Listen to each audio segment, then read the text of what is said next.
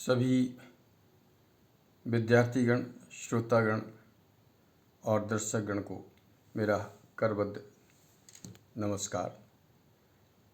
जैसा कहा है, अभिवादनशीलस्य नित्यं वृद्धोऽपि सेविनं चत्वारि तस्य वर्धन्ते आयुर्विद्या यशो बलम्।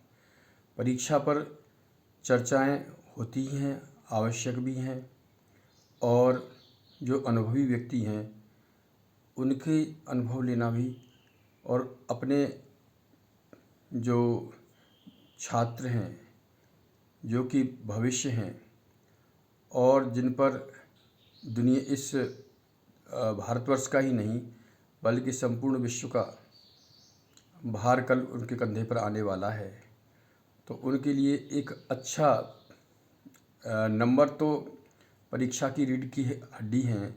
दे are the backbones for the development and for the success of the life of the students. लेकिन वो नंबर कैसे आएँ, इसकी भी टिप्स हमारे पास रहनी चाहिए। और जो मेरे मित्र हैं जो इस वीडियो सुन रहे हैं, वो हमारे कमेंट में बच्चों के साथ अपने अपने अनुभव भी शेयर करें, जिससे कि सभी बच्चे उससे लाभान्वित हो सकें। They may be benefited by the experience shared by you. तो कमेंट बॉक्स में आप अपने अनुभव लिखना ना भूलें, जिससे कि वो सभी के पास जाएं। परीक्षा में जाते समय जैसा बताया कि समय संभाल करके अपनी नींद को लेना और अपनी मेहनत पर विश्वास करना, क्योंकि मेहनत के अलावा कोई दूसरा रास्ता इस दुनिया में है नहीं। और मेहनत भी इस हिसाब से की जाए कि जो मैं कर्म कर रहा हूँ उसका फल मेरे हाथ में नहीं है।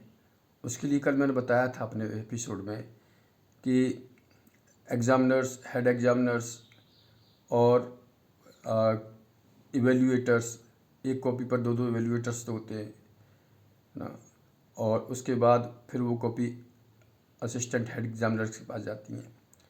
उसके बाद जब या तो जब बहुत कम नंबर होते हैं तो वो भी हेड एग्ज़ामिनर के पास जाती हैं, और जो टॉपर्स बच्चे होते हैं उनकी भी कॉपी हेड एग्ज़ामिनर्स को जाती है।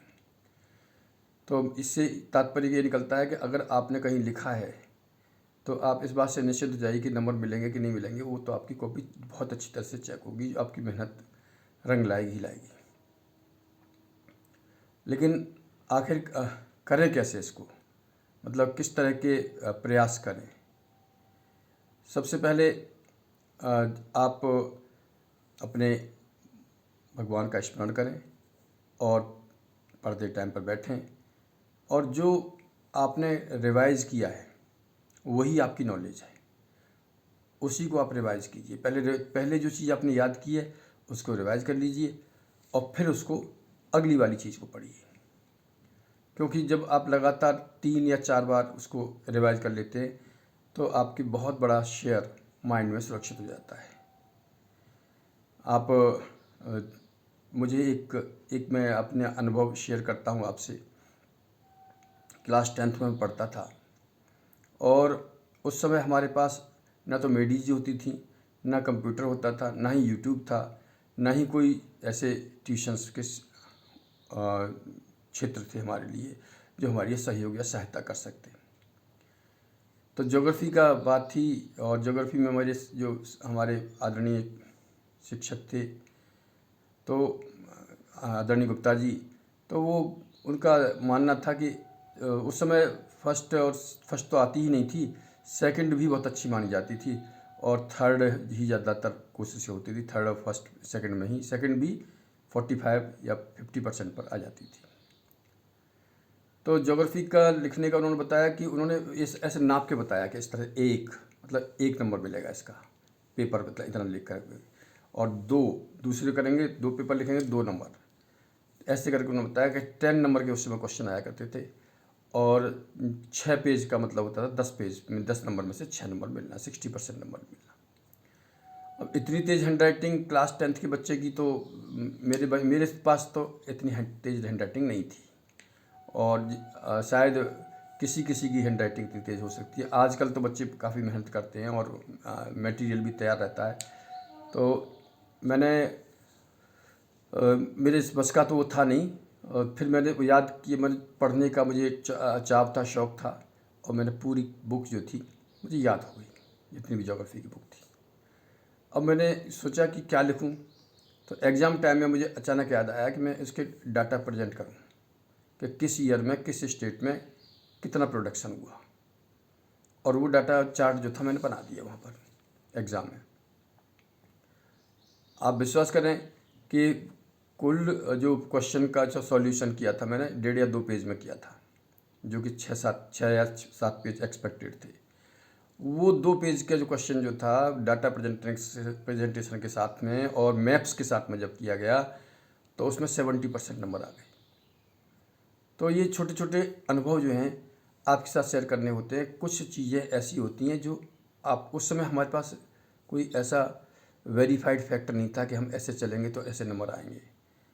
ये मेरा अपना पर्सनल अनुभव था जो मैं करके आया था वहाँ पर, और उसका फ़ायदा ये हुआ कि मुझे फर्स्ट डिवीज़न उस समय मिली जिस समय जब मैं देखने गया था पेपर में, तो 3 रुपये की फर्स्ट डिवीज़न लिए गए थे, 2 रुपये में सेकंड डिवीज़न देखने को मिलती थी, और 1 रुपये में थर्ड डिवीज़न देखने को मिलती थी। तो मुझे 3 रुपये पे करने पड़े थे उसके लिए, और बहुत अच्छा माना गया था उस समय कि भाई फर्स्ट डिवीज़न आई है, बहुत अच्छा है, बहुत बढ़िया किया है इन्होंने। तो दूसरा मेरा अनुभव ये था कि कुछ क्वेश्चंस मैंने इंग्लिश में छोड़ भी दिए थे, और ये सोच के छोड़ दिए थे, पता था नहीं कितने नंबरों का होगा क्या। तो एक एक नंबर का कंपटीशन बड़ा टफ होता है। आज समझ में आता है कि हमसे गलती क्यों हो रही थी, या हम क्यों, हमारे समझाने के बाद भी, शिक्षकों के समझाने के बाद भी हमारे दिमाग में क्यों नहीं चीज़ आ रही थी कि किस तरह से सीरियस हुआ जाए एग्ज़ाम के बारे में। आज खुशी की बात यह है कि सभी बच्चे ज़्यादातर सीरियस हैं। किसी किसी बच्चे के मन में रहता है कि भाई ठीक है, हमें जो आ रहा है हम करके आते हैं, ये भाव तो ये रखिए कि हम जो आ रहा है वही करके आएंगे, लेकिन उसमें थोड़े से सीरियस हो जाइए। उसमें अपना पेन कॉपी जो मिलती है उसको साइड से, जैसे आपने कॉलम बना दिया तो जो लेफ़्ट हैंड साइड में आप कॉलम छोड़ देते हैं थोड़ा सा स्केल से बना करके, वो एग्जामिनर्स के नंबर देने के लिए हो जाता है।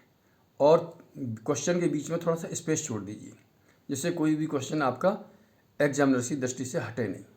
वो ऐसा ना हो कि एक ही क्वेश्चन पर 2 क्वेश्चन का नंबर एक ही पे देते हैं वो, मतलब अगर 2-2 नंबर के या 3-3 नंबर के क्वेश्चन हैं तो पता पड़ा कि वो मिक्स हो गए, और जो 6 नंबर आने चाहिए थे वो 3 ही नंबर रह गए, एग्जामिनर्स नहीं देख पाए, या मतलब आपने इस तरह से उसमें घाल-मेल कर दिया, मिला दिया।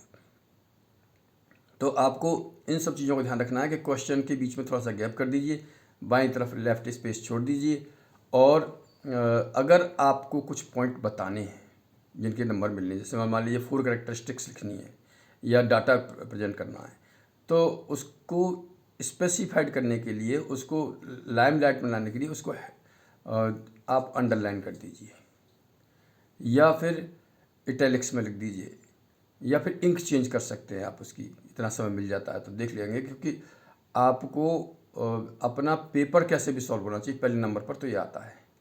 अगर नहीं भी कर पाएंगे, थोड़ा स्पेस दे करके भी कर देंगे, तब भी एग्जामिनर वहाँ पढ़ लेते हैं। लेकिन अगर आप कर देते हैं तो कोई एक्सक्यूज़ नहीं बचता किसी के पास कि आपकी कॉपी ढंग से चेक ना हो पाए। तो ये सब काम आपको एग्ज़ाम के टाइम में जब बैठे तो करने हैं। दूसरा मैंने बताया था कि बड़ों का आशीर्वाद लेना बहुत ज़रूरी है, और तीसरा कि बड़े लक्ष्य के लिए आप बैठे हैं यहाँ पर। आपका एग्ज़ाम पास करने के बाद आप एक बड़े जड़ से जुड़ जाएं, एक बड़ी संस्कृति से जुड़ जाएं। इस संस्कृति को ध्यान में भी आपको रखना है। माता पिता के चरण स्पर्श करना, गुरुओं का आशीर्वाद लेना, गुरुओं के लिए सद्भाव रखना, और आप एक बहुत बड़े व्यक्ति बनेंगे जब आप एग्ज़ाम क्वालिफाई कर जाएंगे। तो ये जो बड़प्पन है आपका, ये जन सेवा में भी काम आपका आने वाला है। तो एक विस्तार के साथ आप वहाँ पर जाएं, मतलब ये सोच करके मुझे एग्ज़ाम के साथ साथ एक दुनिया में सेवा के भाव से काम करने के लिए आगे जाना है। तो ज़्यादा से ज़्यादा मेहनत आप इस समय कर लेंगे, जितने ज़्यादा आप बुक्स पढ़ लेंगे, और बुक्स में जो नए नए पॉइंट होते हैं वो आप लिखेंगे। आजकल तो बहुत ज़्यादा इस चीज़ के लिए स्पेस नहीं रहा, लेकिन IAS PCS वगैरह की जब एग्ज़ाम की तैयारी करते हैं तो वहाँ पर पहले जब हमने की थी तो इंटेंसिव स्टडी और एक्सटेंसिव स्टडी की बात हुआ करती थी।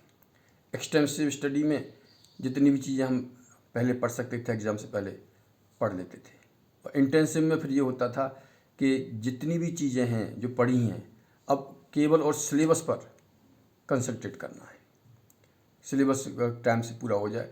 और वो एक्सटेंसिव स्टडी तो चांस की बात है कि उस समय याद आती है या नहीं आती है, या उसका फ़ायदा तो मिलता है क्योंकि आपने अपना नेचर में वो चीज़ें डाल रखी हैं।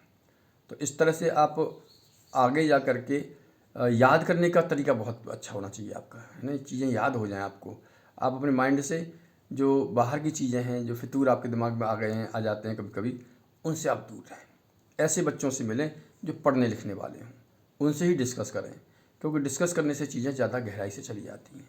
और सब बच्चे डिस्कस करना चाहते हैं ऐसे टाइम पर। एग्ज़ाम में छुट्टियां पड़ जाती हैं, 5-5 6-6 दिन की पड़ जाती हैं, तो उसमें अपने मित्रों के साथ बैठ कर के आप चर्चा कर सकते हैं, जान सकते हैं, एक दूसरे को सुन सकते हैं, सुना सकते हैं। और लिख लिख करके भी देखें घर पर। ऐसे अचानक वहाँ पर जाकर देखेंगे तो आपको फिर वहाँ समझने का मौका नहीं मिलता, वो तो फिर आपने लिख दिया। तो इस तरह से जो एक हमारे यहाँ कहा गया है ना, विद्या विवादाय धनम मदाय शक्ति परेशाय परपीडनाय खलस्य साधो विपरीत में तत् ज्ञानाय दानाय च रक्षणाय। विद्या जो है अहंकार के लिए नहीं होती है, विद्या विवाद के लिए नहीं है, धन अपने अहंकार को पालित पोषित करने के लिए नहीं, शक्ति परेशाय, शक्ति जो आपको मिलती है वो किसी को परेशान करने के लिए नहीं है, बल्कि ज्ञानाय दानाय च रक्षणाय, ज्ञान के लिए है विद्या, दान के लिए धन, और शक्ति जो है आपकी रक्षा करने के लिए होती है। तो ये बड़ी मान्यताएं लेकर के आप यहाँ पर बैठेंगे और अपनी चीज़ों को ढंग से याद करके उनको लिख करके फिर एक बार रिवाइज कर लेंगे कि कोई क्वेश्चन छूट तो नहीं गया है ना। उसको नोट कर लेंगे कि भाई, क्योंकि गलती तो आमतौर पर उसमें होनी ही हो जाती है, मतलब ऐसा आप बाहर आकर के नहीं करेंगे, जल्दबाजी नहीं करेंगे, क्योंकि आपको सफिशिएंट टाइम मिलता है और कोई क्वेश्चन छूटना नहीं चाहिए। अंडरलाइन कर सकते हैं तो अंडरलाइन कर दीजिए, इटैलिक्स में लिख सकते हैं इटैलिक्स में लिख दीजिए, जो पॉइंट आपको मेंशन करके दिखाने हैं, है ना। और जितनी भी कोई क्वालिटीज़ या करेक्टरिस्टिक्स पूछी हैं, जो भी डाटा पूछे गए हैं, अगर आप उन्हें लिख देते हैं तो आज नंबर्स जो है बहुत अच्छे मिलते हैं। आज नंबरों की कमी नहीं है, बस आप उनको ध्यान से करेंगे। और कोई भी हमारे मित्र हैं जो कि इस क्षेत्र में हैं, अपना कोई अनुभव जो है शेयर बच्चों से करना चाहते हैं तो कमेंट बॉक्स में लिख सकते हैं। और बच्चों का भी जो कोई अनुभव पूछना है, कोई भी डिफ़िकल्टी उन्हें आ रही है, क्योंकि लगभग 10 वर्ष में हेड एग्जामिनर रहा CBSE का, और वहाँ पर मैंने अपने मित्रों से भी देखा, अपने जो शिक्षक बंधु थे उनसे भी जाना, एक दूसरे से हम लोग बात करके चेक करते थे। और जो बच्चों का मैंने बताया था कि जैसे ग्रामर में से 10 में से 10 नंबर या 8 में से 8 नंबर आ गए, तो ये ग्रामर मैथमेटिकल है, उसमें नंबर काट नहीं सकते और दे भी नहीं सकते अगर गलत हो गया तो जो बच्चे ग्रामर को आपको बहुत स्पेसिफाइड तरीके से पढ़ना पड़ता है ना। इसी तरह से जो करेक्टरिस्टिक्स हैं, जो भी आपसे क्वालिटीज़ पूछी गई हैं, जो भी आपके पॉइंट्स पूछे गए हैं, अगर वो भी उन पर भी नंबर उतने ही देने होते हैं। और नंबर जनरली काटने की परंपरा अब नहीं है, पहले हमारे टाइम में काफ़ी नंबर कटते थे और वहाँ पर हमारे पास काफ़ी असुविधाएं थी पढ़ने लिखने में। लेकिन आज आपके साथ गुरुजी भी हैं, आपके साथ बहुत सारे पढ़ाने के लिए साधन भी हैं, और आपको जो टिप्स चाहिए होते हैं उन टिप्स के बारे में भी आपके पेरेंट्स भी देते हैं। और जिनके पेरेंट्स ज़्यादा इस बारे में क्वालिफाइड नहीं है तो अपने मित्रों के पेरेंट्स से ले सकते हैं, अपने टीचर्स से ले सकते हैं, या मेरे पास इस कमेंट बॉक्स में लिख देंगे तो मैं आपके साथ उस तरह से फिर बताऊंगा। चाहे मुझे और अपने एक्सपर्ट्स लोगों से पूछना पड़े, जानना पड़े, बल्कि मैं उनके लिए ला भी सकता हूँ अपने चैनल पर कि वो भी आपके लिए बताएं। धन्यवाद सभी का।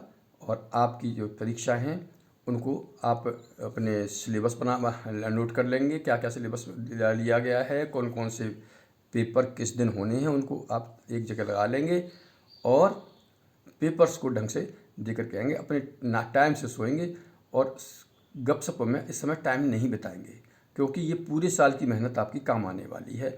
और जिन्होंने पूरे साल मेहनत नहीं भी की है, जो इस समय 1-2 महीने में मेहनत कर लेते हैं, वास्तव में वो 80% तक तो सफल उनकी भी सफलता हो जाती है, 80-90% तक तो वो भी निकाले जाते हैं।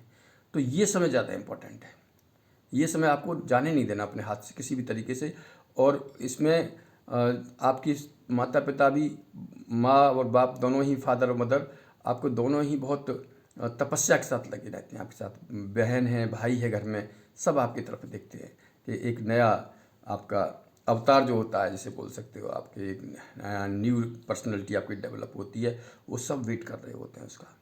तो मेरा सभी से यही शुभकामनाएं हैं बच्चों से कि जो तैयारी कर रहे हैं वो शॉर्टकट ना अपनाएं, खूब मेहनत करके काम करें, पढ़ने में, लिखने में, देखने में, बोलने में, अपना इसको देखें, है ना, और बार बार उसको रिवाइज करें और लिख करके देखें कि मैं लिख पाऊँगा वहाँ पे, नहीं लिख पाऊँगा, इसकी भी प्रैक्टिस कर लें। सभी का बहुत बहुत धन्यवाद।